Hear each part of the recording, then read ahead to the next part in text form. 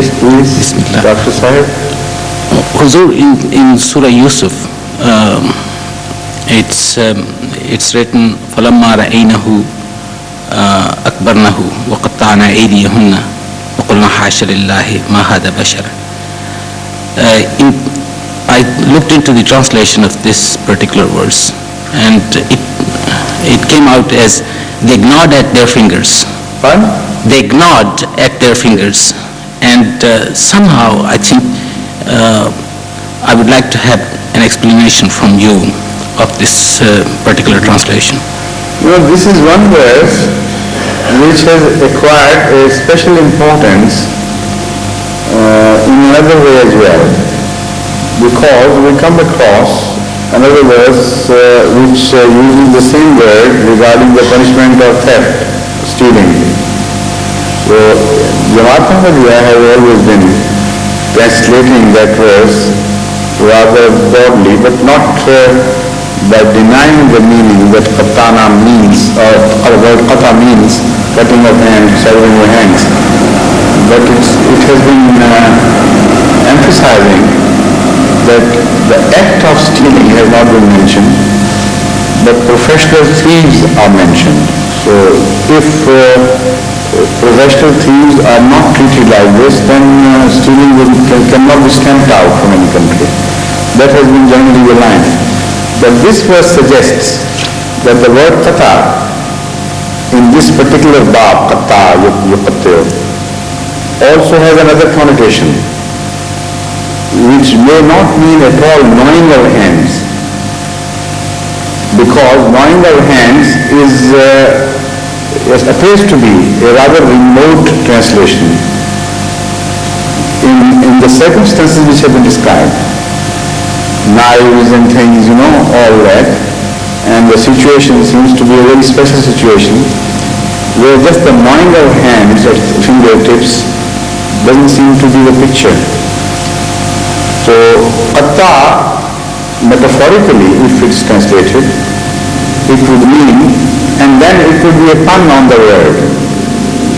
Metaphorically it can be translated as they severed their means of approach.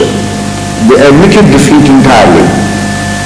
In that sense, they accepted defeat in the sense that they could not, their scheme failed totally.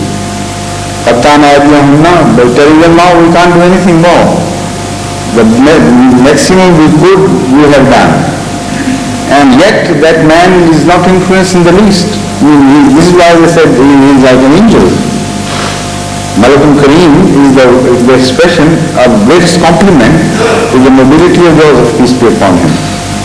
So in this context, I feel that the metaphorical translation would be not only permissible but perhaps it should be preferred.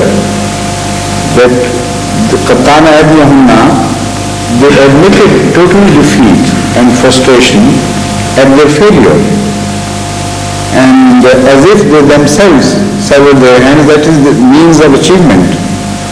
Hands, the words adi again are used in the Holy Quran in different connotations, and it can stand only entirely for power and strength, for nothing else. This is why the Holy Quran uses this word vis-a-vis God. بِعَدٍ وَإِنَّا لَمُسْلِمُونَ. What is the khalq? What is this verse? وَالسَّمَاءَ بَنَيْنَاهَا بِعَدٍ وَإِنَّا لَمُسْلِمُونَ. The heavens and the universe we created. आप इस तरफ हो जाएं ताकि इनकी पगड़ी और आपके मेरे दरम्यान हाल ना हो. We created the heavens with our hands. So the hands are specially used for special powers, to indicate a great source of energy, a very special power. So qattana aydiyahunna there would require equal treatment both with the words qata and as well as with adi. Because just to use it metaphorically for one word and not for the other would not be in order. So the best meaning there would be that they themselves admitted a total frustration and admitted having failed in their designs, and they were rendered ultimately incapable of doing anything. That is the sort of meaning which evolves. But gnawing of hands perhaps has been used because in frustration also you have an expression of gnawing at your fingers and fingernails. But Huzur, somehow it seems the scene has been set already in the Quran. In fact, I think I should have read it complete. In the beginning... And now I understand what you mean. You mean to say that why not admit physical cutting of hands? That's my question actually. No, that is the question.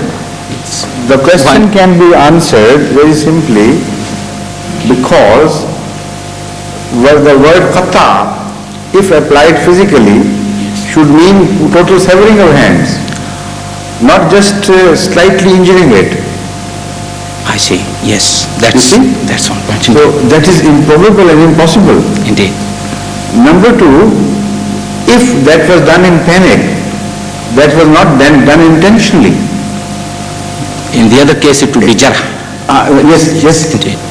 Now here, the second objection is that the word qatana, the zamir of this qata returns to the women themselves. Indeed. It's not qutya. Indeed, yes. It says qatta aydiyahunna, which means qatana aydiyahunna, which means they intentionally did it. I see. Indeed. Their will was involved in this. And why should they do it? If the scene is created for their panic. Yes. But if there is a panic, then it should have used the majhul form. Indeed. There's the passive form. That it happened so. Not that they did it. Number two, why should every lady do it? What sort of panic there is? There is an order. If every lady there does the same act of cutting her hands, either every woman is totally mad, or there is no sense in it, in the whole description of things. Indeed. So that meaning is not permissible. In fact, what actually you are compelled to go deeper into it, delve deeper and find out the real sense behind. Why the Holy Quran is acquiring a special style of expression. So the Holy Quran is a wonderful book which keeps to the rules of tales as well as to the essence of things. Indeed. For instance, when the Holy Quran speaks of Solomon's court, all that went about it in the minds of people and was said about Solomon in his court in history, the same terminology is used to express a different sense. Indeed. But all the glamour of the court and grandeur and everything is described in the same terms. Indeed. Yet an intelligent reader can see through that language, the real meaning behind it, the cryptic meanings underneath every such word. So this is why that lady, that scene of the lady sitting with the knife and everything is created to show pageants, to impress Hazrat Yusuf. Indeed. That was the reason.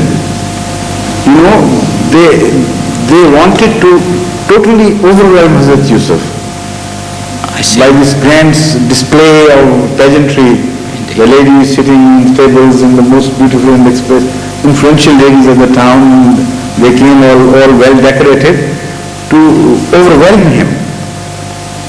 And when he walked before them, he didn't care, a fig for what was happening.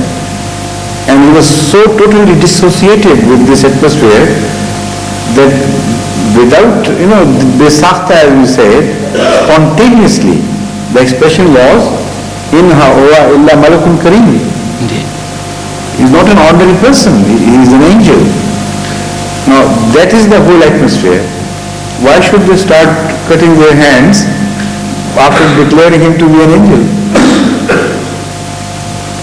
Panic there would have been. Now, another thing, the attitude adopted by the other Muslim scholars regarding this incident is that they create a story behind the story themselves. Indeed, yes. And the story is that they wanted to involve Hazrat Yusuf alayhi salatu wasalam, that is Joseph, peace be upon him, in a criminal assault on all the ladies.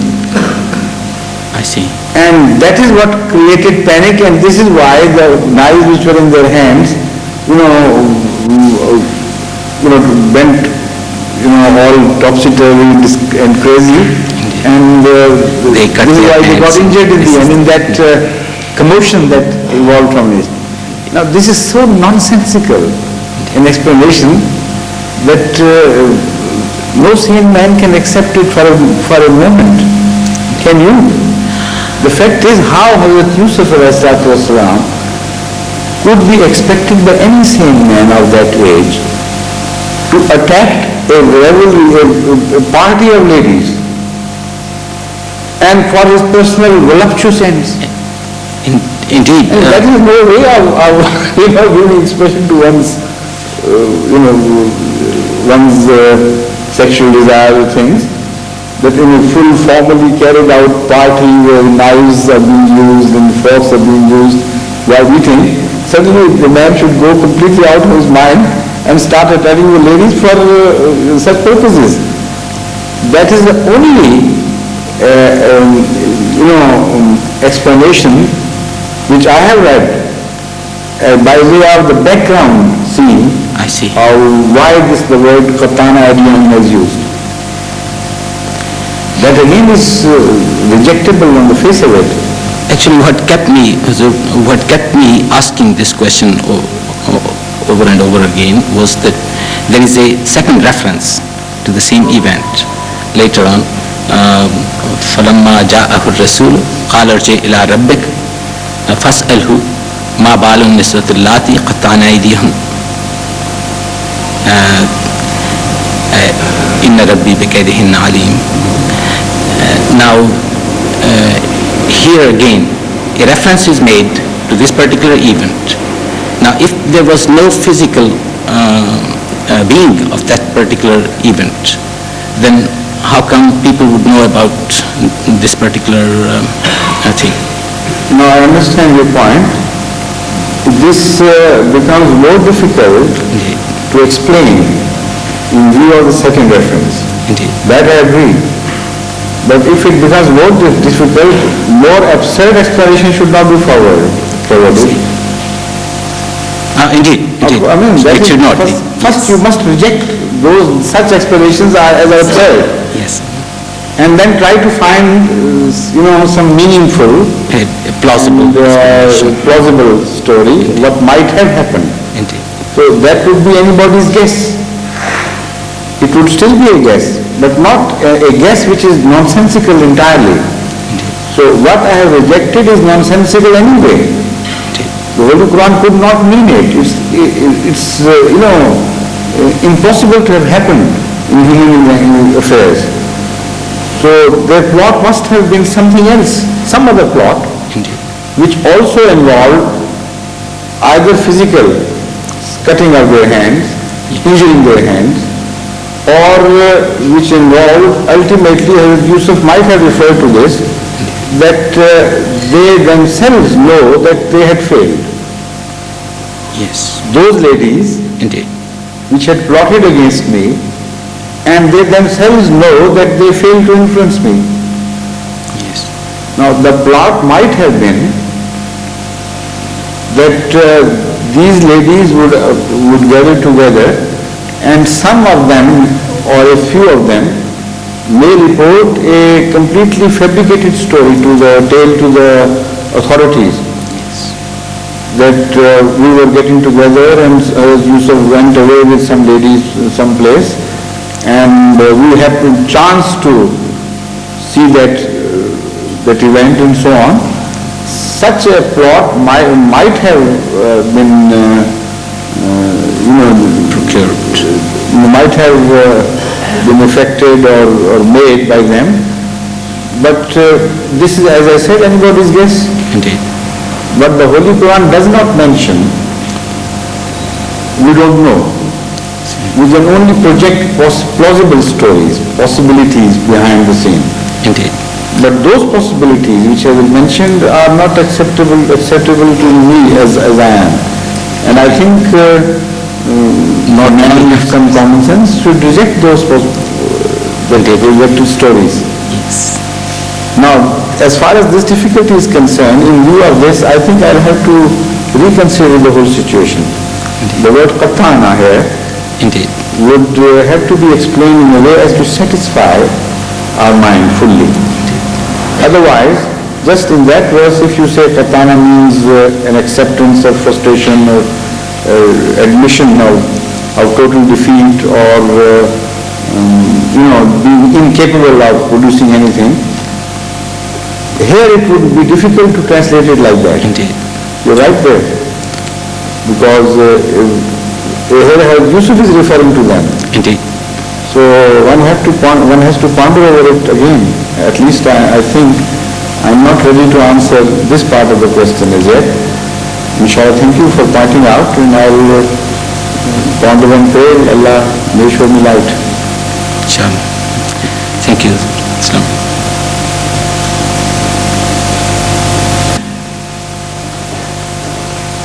Yes? Any other? Yes?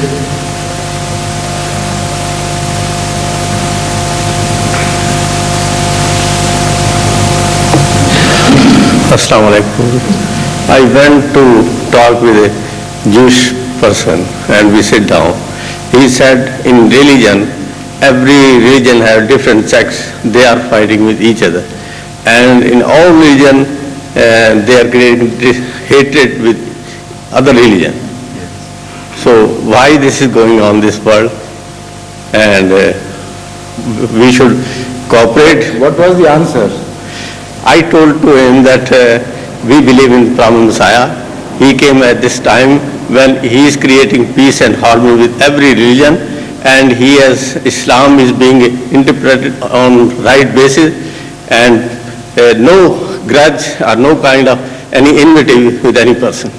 So what did he say then? He was happy to hear at this. least one. Yes. So you tell him that already we exist, come and join. Yeah. Such a religion as you are in search of, which doesn't plead hatred of anybody else, or any religion or sect, already exists. Instead of founding a new sect or new religion, come and join us. Yes, he was quite pleased in the Islam discussion at the moment. Then we have a Iraqi Muslim. He came there. We are trying to get connection with him as well. So.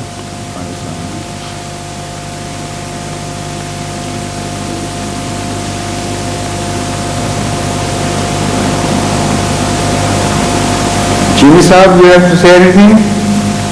Usman Sahib?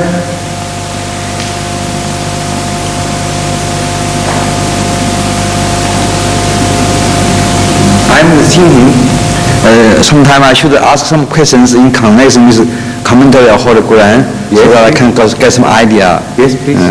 Yes, ask us. Very good, very good idea of yours. I like it. Because then we will enter a very valuable discussion, inshallah. You see, Chinese classic book, Yi Jing, means change. Yes. It mentions that heaven and earth and human being as well, they get four kind of attributes. Huh? They get kind Come closer to of the microphone, a bit closer. heaven and earth. Heaven and earth Yes, and the human being, yes. even another creatures, every one of them get four kind of characters Four characters. or attributes Yes, sir. or sifat. Yes. But it is not mentioned clearly. God has four attributes. Who says? That book, in that book. That doesn't, but the Surah Fatiha does. Yeah. Surah Fatiha speaks of 4 fundamental attributes of Allah. Alhamdulillah, Rabbil Alameen, Ar-Rahman, Ar-Rahim, Malik Yawm. Yes. These are the 4 fundamental attributes of God, Yes. which is with interaction Yes. sprang into so many attributes. Yes. And from the vantage point of human beings, Yeah.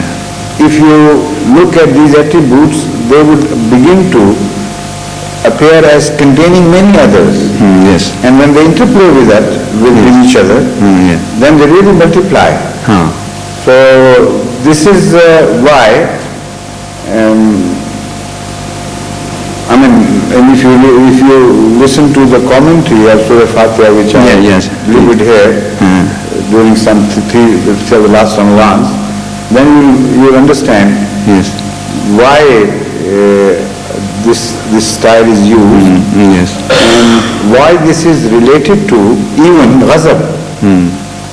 Because it is very strange to look at that Surah Fatiha starts with the introduction of a God Yeah. who is Rabbul Alameen, Rahman, Rahim, Malik Yawmiddin, but ends up with Zaleen and Maghzub Alayhim. If God had not the quality of being angry or wrathful to others, how could people become, Zaleen and Maghzub? Yeah. So that means this characteristic is born out of the lack of these characteristics, lack of application of these characteristics. So essentially God is not mughzib, the one who would show wrath. This is why also this Maghzub Alayhim is used in passive form. Yeah. They became the objects of wrath. It doesn't say Allah showed his wrath upon them. That is a further indication that Mughzib is not a permanent attribute of God, but it is born out of lack of application of Rahmaniyat. Yeah. If a creature goes so far away from God that creature fails to receive the benefit of Rahmaniyat, that is the state of Maghzub Alayhim. Yes. So lack of a positive value becomes a negative value. So in this way, God's attributes can be multiplied by 2 at least. Yeah. Rahimiyat, and when God is not Rahim to someone, out of his own fault. Rahmaniyat, and when he is not Rahman, for some people temporarily because of their own fault. Yeah. And similarly Rububiyat and the lack of it, and Malikiyat and the lack of it. So when it becomes 8 instead of 4. Yeah. But there are other ways of pondering over the question and delving deeper into the meaning Yes. of these attributes, and then you will begin to see many other attributes born out of these 4. Yeah. At least they can be multiplied by 2 in this way. Yeah.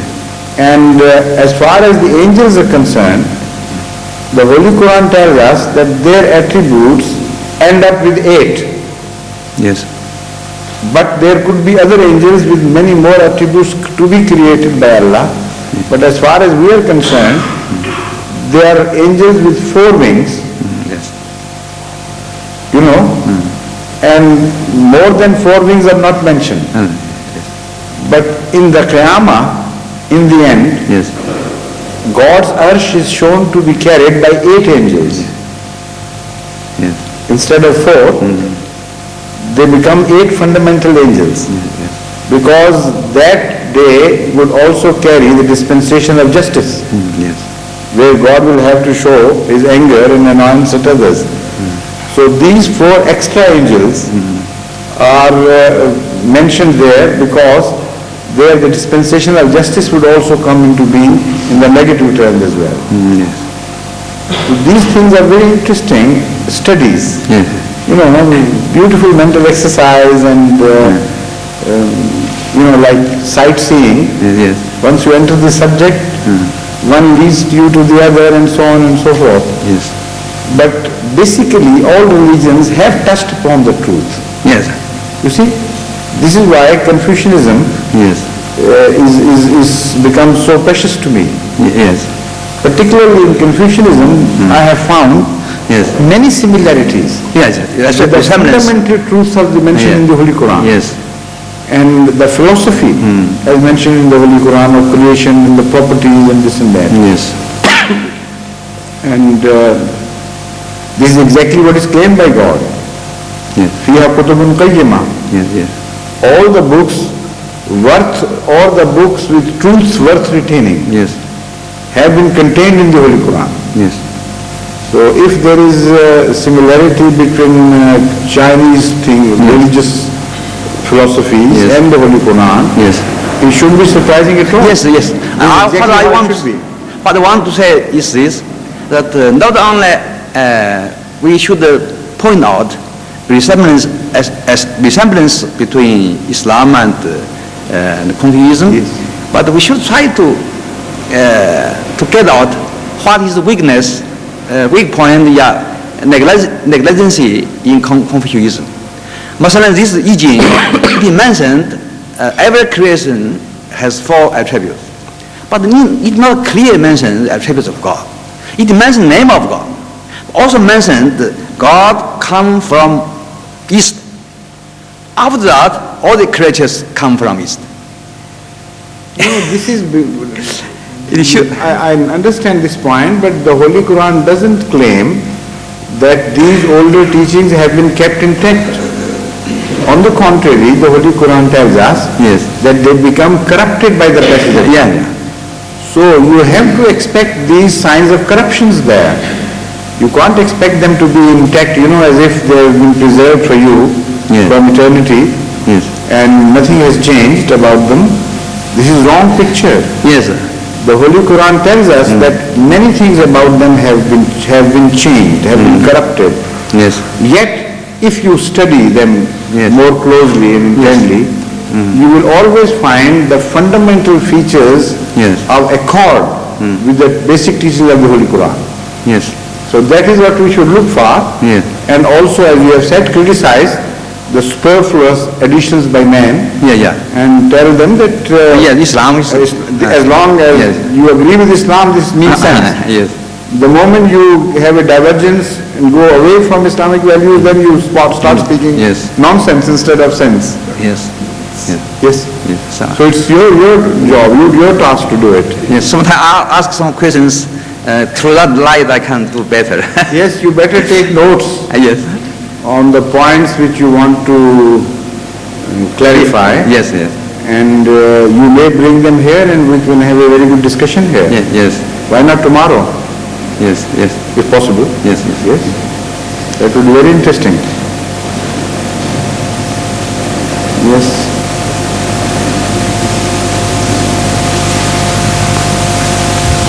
Assalamu alaikum, Huzur. Huzur, one of the name of Allah is revealed to Hazrat Masih Maud alayhi salatu wasalam, that is Rafiq. And one name is mentioned in the Holy Quran as Wali. Does these two names are they same or they're different? I mean, Of course, they are different, of course. I mean, one the same. encompasses the other, doesn't it? One name encompasses the other name. I mean, Wali encompasses the name of Rafiq. Because if one is Rafiq, then he is Wali as well. Is he? If one is Wali, then he is Rafiq as well, isn't it? But if one is Rafiq, is he Wali as well? Not necessarily. So they're different? Yes. But Wali encompasses Rafiq. Not necessarily there either. I mean, one Walayat has a connotation different from just Rafaqat. You know, Walayat in Arabic can be read in three ways. Wali has a sense of Rafiq as well, as a friend. But Wali has a sense of being a master as well. So it's not just a Rafiq. And Mawla can also mean a master as well as a slave in Arabic. So this word Wali is a very interesting and all-comprising word. Whenever you use it in reference to God, there the meaning can only be the first two meaning, that is a master and a friend, and shouldn't be extended beyond that. So Wali in that sense is mostly referred to as master, while Rafiq has no connotation of being a master at all. So can you, Rafiq is just a companion. can you explain this word Rafiq revealed to Hazrat Masih Maud alayhi salatu wasalam? The name Rafiq revealed to Hazrat Masih Maud alayhi salatu wasalam. This was used by Hazrat Rasulullah himself. Why are you insisting that it was completely a new revelation to Hazrat Masih Maud? This is wrong. The last word of Muhammad sallallahu alaihi wasallam were ila rafiqil ala, ila rafiqil ala, fir rafiqil ala, fir rafiqil ala. So if God were not known to him as Rafiq, why should he have said that? The very last words of Muhammad sallallahu alaihi wasallam were fir rafiqil ala, fir rafiqil ala. I want to return into God, my friend, the higher, the sublime friend.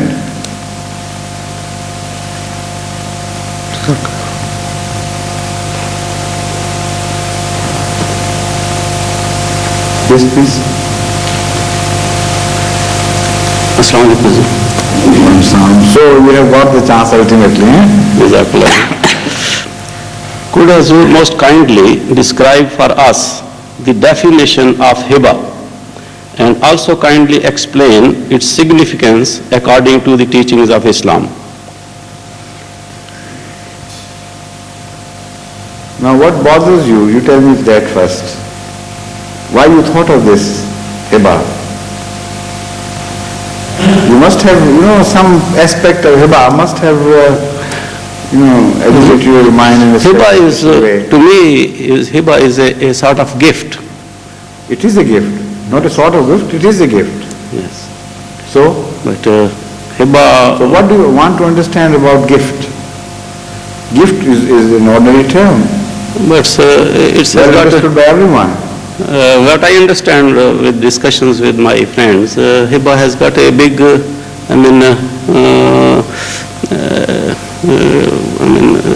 wide circle of meanings and all this, which... But still, please sit down. I don't really know what you want to find out about hiba, but I will try to explain a few things, maybe some of them satisfy your question. The fact is that there are in relationships of give and take, man knows a few relationships and all other, and almost entire human behavior and conduct in give and take can be categorized under these heads. Number one is a tax.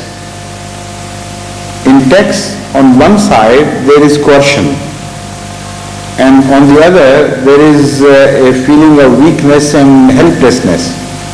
Willy-nilly you have to part with your well-earned money or your property or whatever you possess because some superior power, authority with power of coercion demands this from you. That is called tax. Exactly opposite in the meaning is sadaqah, as we understand in Urdu, I mean. That is giving of alms.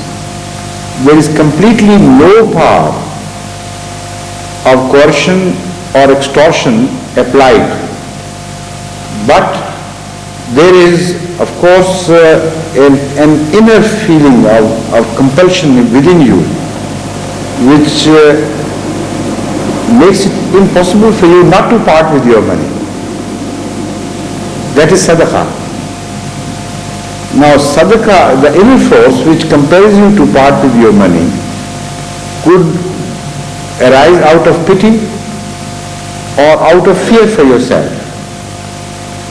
And most of the sadaqah are divided into these two categories. Out of pity, when you see a moving scene, extremely pathetic, where people are suffering so much out of lack of money, then you feel uneasy. But even if you could, nobody will compel you to give anything to such a person, but the life itself would become miserable for you if you are sensitive enough. So that inner force is born out of sympathy. That inner, motivation is born out of sympathy. So then you give something and try to satisfy yourself. Secondly, out of fear for yourself. You see a dream, some warning comes to you, or you fall ill, and you think that you have been negligent in your duties to the poor, and the only way to please Allah and to seek His mercy would be now to say, give something to the poor so that He is pleased with me. So that is not born out of sympathy for anyone else, but born out of your fear for your own self. And then you give sadaqah. The third give and take relationship we know is that of robbery and fraud. There also is compulsion, but an illegal compulsion employed. You can't help it. If you have been defrauded of some money, some superior mental force has been exerted against you, which has tricked you of your rightful possession. But you don't want to part with it. And if possible, you could have retained that thing which has been taken away from you illegally. Or robbery, simple robbery, application of force, but illegal force, which you would like to resist, and in some cases you could as well. It's not the force like the government's application of force in extortion of taxes, etc. So these are some categories, and now add to it tijara, where both parties think that they have to draw some benefit out of this give and take. And both somehow, generally speaking, derive some benefit. But sometimes one party goes into loss and sometimes the other party goes into loss.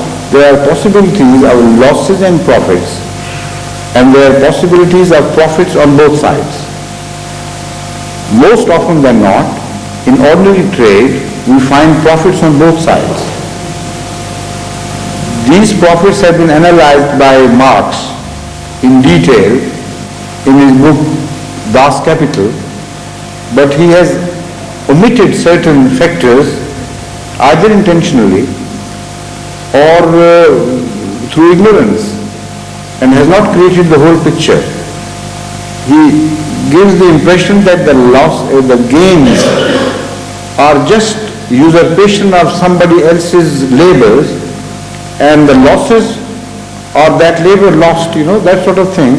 And he has gone into mathematical equations to prove his point, and given an economic philosophy which is called scientific socialism. But regardless of what he thinks, the fact is that in most human beings, it is the tijara, the trade, which is employed. And in that, both parties gain something. Leaving trade aside, you go into another type of bargain where commodities don't exchange hands, but the values do, in the sense that you are an investor, not a trader. You create an industry, a laborer comes and gives you the value of his labor. And for that labor, you give him something in commodity.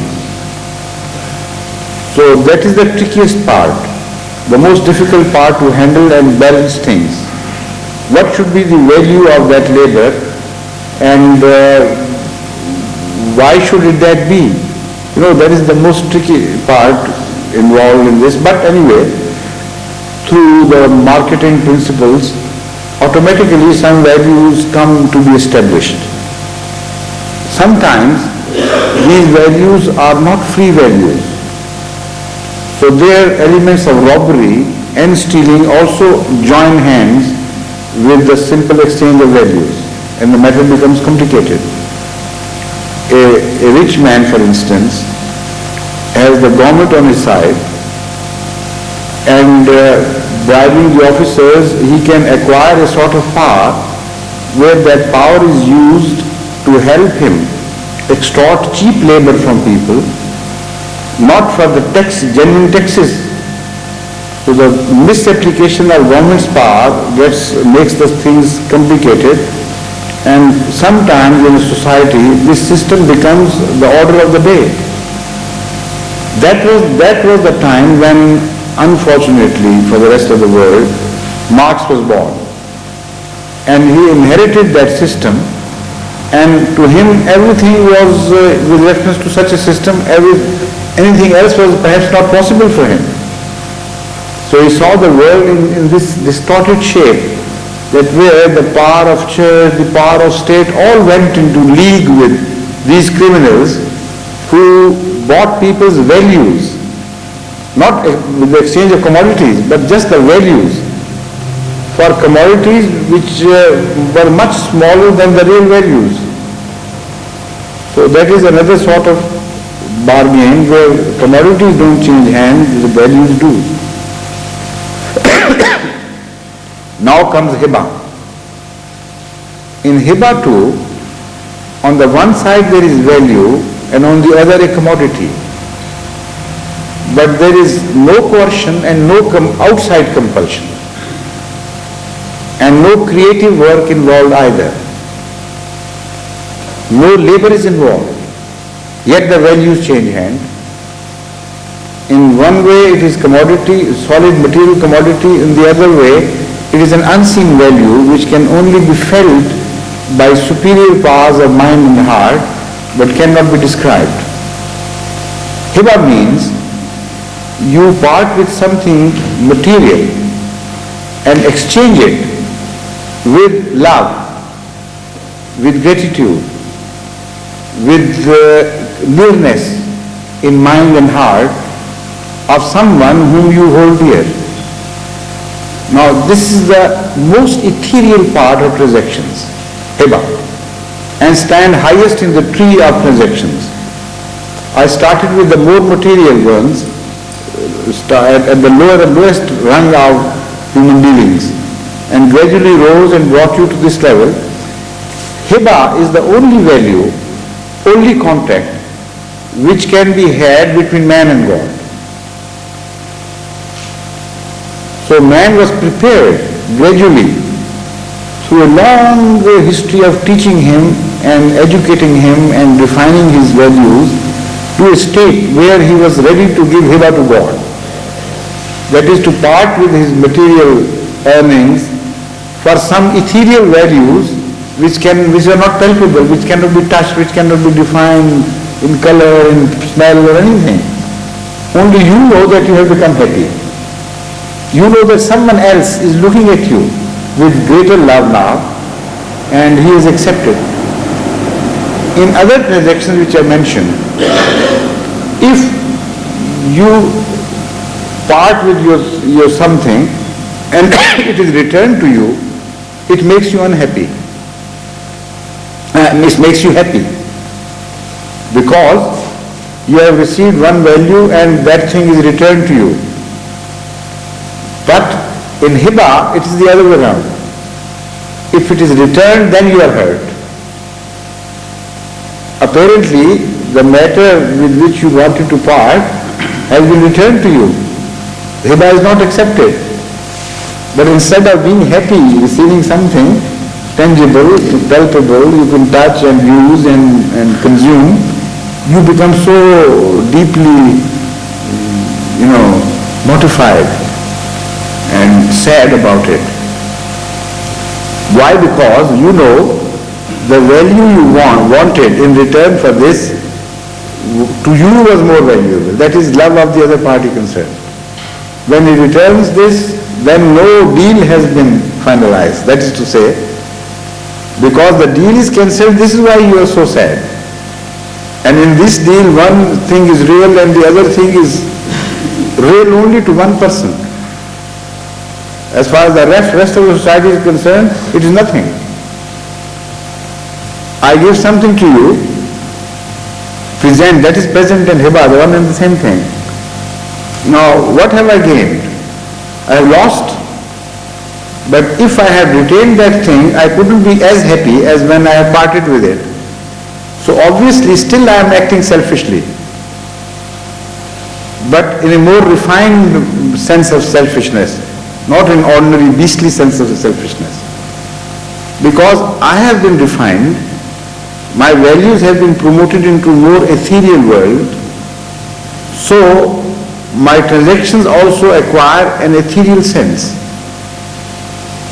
This is what hiba is. And this is why the only relationship of give and take between man and God could be that of hiba and nothing else. But sometimes this is referred to as tijara by Allah. Tijara in the sense that in hiba, the other value is not predetermined and guaranteed. You can go on giving hiba to some arrogant, king or, some officer. He may receive it and may not return that value to you in form of love. So hiba is always uncertain. And the value remains undetermined. How much will be paid back to you? It's just a question which can never be defined in any terms of figures. But Allah has guaranteed you, underwritten, that if you give hiba to me, I am going to pay back to you, by there are so many factors, and more and more and more and more and so on. So in that way it becomes also a tijara, where your return of value has been positively underwritten and guaranteed, 100% and more. But it doesn't mean that in return for that you are given a commodity like you exchange commodities with human beings. But it also may mean that when actually you are returned something not only in love but also in real commodities by God. And that is also one of the reasons why the word tijara is used while actually what is being discussed is hiba. You present something to Allah, at-tahiyyatu lillahi, that is hiba. And that is what is required of man. But Allah calls it tijara because Allah returns to you that commodity many times actually in the form of a commodity, not only in the form of love. So if the exchange of value was only in the form of love, then that relationship of give and take between man and God would be only called hiba. In essence, this is exactly how we stand. But out of mercy from Allah, this has been given a new connotation of tijara as well, that is trade. Allah says, what are the factors of trade? Number one, as I have described already, commodity against commodity. And a guarantee on both sides that such and such thing would definitely get in return that and that, So when these two factors are present in our hiba to Allah, because they have been, opted by Allah Himself, so this becomes a tijara. So essentially I consider that to be a hiba, because even you can't call it hiba in fact. If hiba has to be something yours which should go to someone else, then you can't give even hiba to Allah. But it is hiba in the sense that He has given us for a time being. And for that given time He says, all right, you do it, do whatever you may do with it. Like a father gives something to his child. And out of that sometimes children do give hiba to their parents, while they know that everything they received was from God.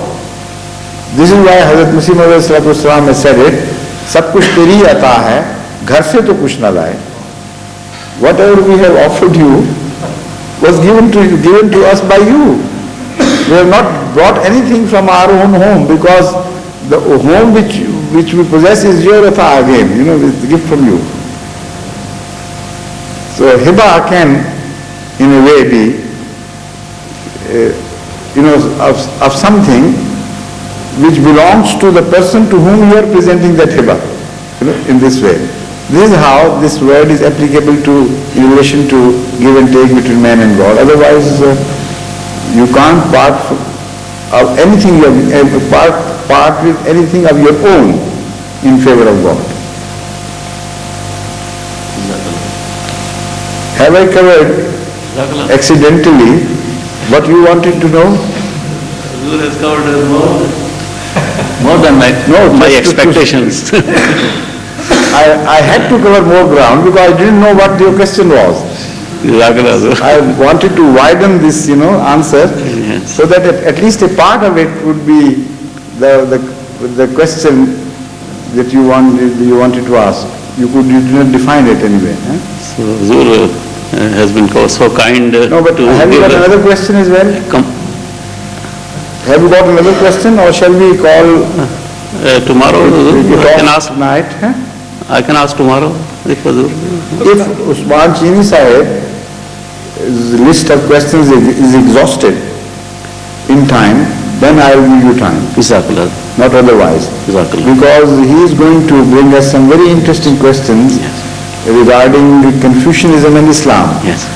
And I think that is a very scholarly, there is going to be a very scholarly discussion for all of us. Yes. Jazakallah.